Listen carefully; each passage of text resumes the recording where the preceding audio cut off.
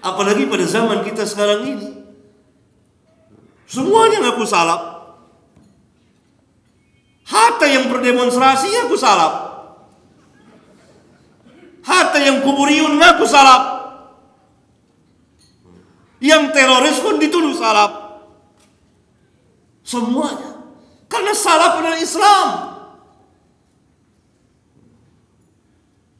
yang menjelaskan tentang Islam kepada manusia. Karena itu mempelajari manhaj salaf harus ta'sil dan tafsil, harus berdalil dan secara terperinci. Bagaimana mungkin orang-orang takfiri yang mengkafirkan kaum muslimin mengaku bermanhaj salaf? Gak ada. Nah, kami juga ahlus sunnah, kami salaf. Karena itu saya berharap di Malaysia ini para asatidzah menjelaskan tentang manhaj salaf secara taksil dan tafsil. Berdalil kenapa kita bermanhaj salaf dan secara terperinci. Karena semuanya mengaku salaf. Gak ada orang yang, oh saya bukan salaf. Gak ada yang berani ngomong begitu, kecuali orang yang paling jahil. Imma dia jahil, obatnya adalah ilmu, atau dia orang yang paling durhaka. Maka tidak ada daya dan kekuatan kita kecuali hidayah dari Rabbul Alamin. Gak ada orang yang menentang salaf, gak ada yang berani. Karena salafnya Rasulullah. Karena arti as-salaf secara bahasa itu orang yang mendahului kita dalam umur, lebih tua dari kita, keutamaannya, imannya dan seterusnya. Menurut istilah orang-orang yang telah ketiga generasi yang tadi, tiga generasi itu dan para pengikut mereka.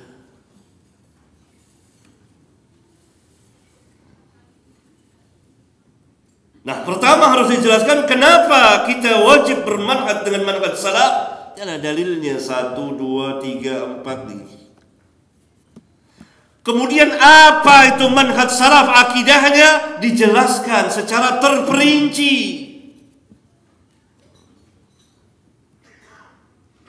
Supaya tahu, kan aneh. Orang caci maki pemerintah, menentang pemerintah, demonstrasi, orasi, ahlus sunnah. Inna lillahi wa inna ilaihi raji'un. Musibah.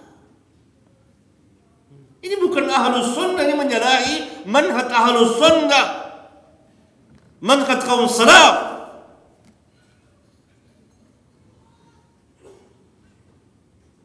Orang yang kuburiyun mengaku ahlus sunnah. Kami ahlus sunnah, kami juga pengikut salaf. Ini salah, keliru.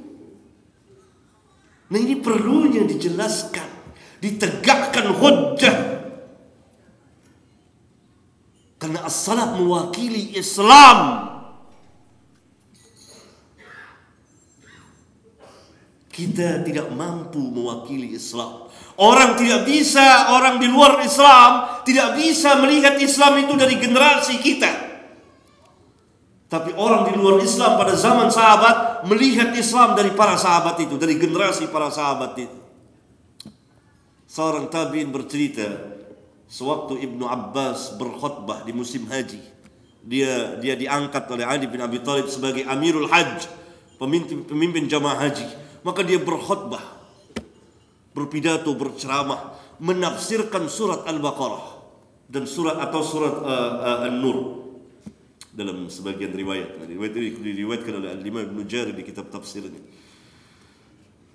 Tabi'in itu mengatakan kalau sekiranya orang-orang Romawi, orang-orang Turki, orang-orang Dailam mendengar ini, la aslamu, pasti mereka akan masuk Islam.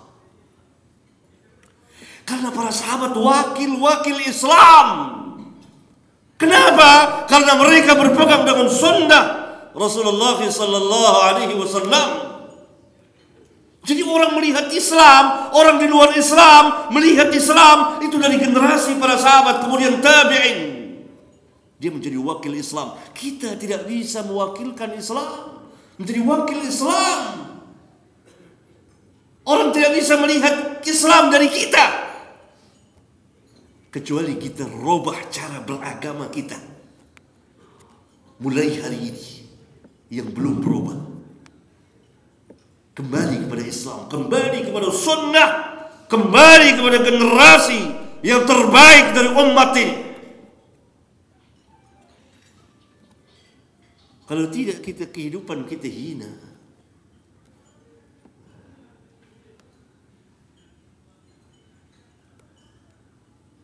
Barangkali ini jamaah sekalian yang saya muliakan, yang dapat saya sampaikan, mudah-mudahan menjadi ibrah bagi kita sekalian.